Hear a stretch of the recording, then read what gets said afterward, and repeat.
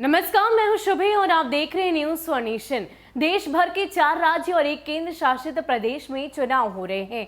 खास करके अगर बंगाल की बात करें तो यहां पर सबकी निगाहें टिकी है। आए दिन कई सारी बातें सामने आती है, कई सारी चर्चाएं सामने आती है। ममता दीदी जनसभाओं को संबोधित करते हुए कई सारी ऐसी बातें कर जाती है जो चर्चा का विषय बन जाती है।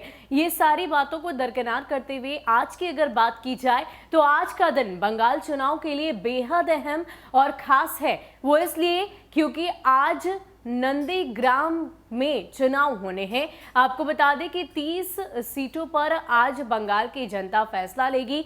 साथ ही साथ नंदीग्राम की सीट भी उसमें शामिल है और वो सबसे ज्यादा खास और अहम इसलिए है क्योंकि ममता दीदी और साथ ही साथ बीजेपी के शुभेंदु अधिकारी भी वहीं से अपनी किस्मत आजमा रहे हैं। आपको बताते चले कि इससे पहले शुभेंदु अधिकारी ममता दीदी के साथ थे और उस दौरान उन्होंने इसी सीट से जीत हासिल की थी, लेकिन फिलहाल वो बीजेपी से है, यानी कि मुकाबला कांटे के टक्कर का है। अब देखना दिलचस्प होगा कि बंगाल की जनता क्या फैसला लेती है।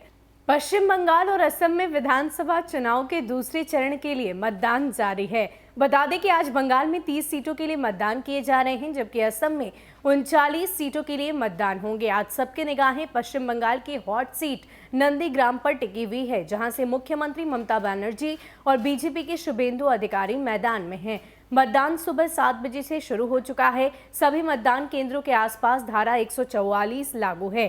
पश्चिम बंगाल में 30 सीटों के लिए मतदान किए जा रहे हैं, जिसमें करीब 75 लाख मतदाता 171 उम्मीदवारों की किस्मत का फैसला करेंगे। अधिकारियों ने बताया कि निर्वाचन आयोग ने सभी मतदान केंद्रों को संवेदनशील घोषित किया है।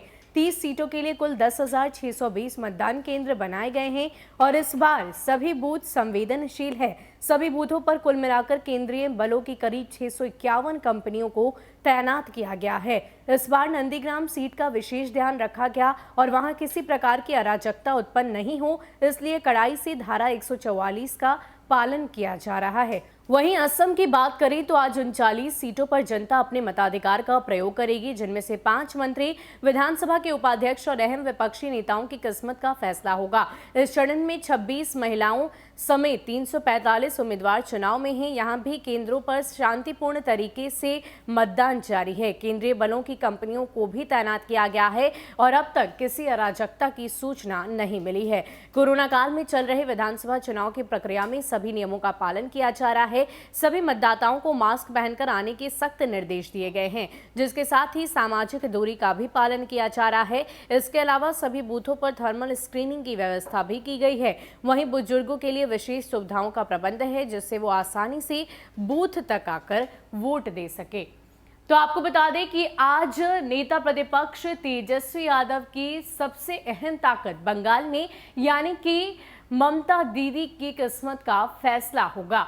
इससे पहले अगर राजद की बात की जाए तो राजद ने कई बार बंगाल का दौरा किया। उस दौरान इस बात का निर्णय लिया कि वो ममता दीदी को बिना शर्त समर्थन देंगे और ऐसा ही हुआ। हालांकि आज ममता दीदी की किस्मत का फैसला होगा। 30 सीटों पर चुनाव होने हैं। अब देखना यह है कि राजद की ओर से बिना शर्त समर्थन देने के बाद भी क्या ममता दीदी एक बार फिर से अपनी ताकत बरकरार रख पाती है, बंगाल की सत्ता पर काबिज रह पाती है या नहीं। फिलहाल के लिए इतना ही। ऐसे ही अपडेट्स के लिए आप हमारे साथ बने रहिए और देखते रहिए न्यूज फॉर नेशन। नमस्कार।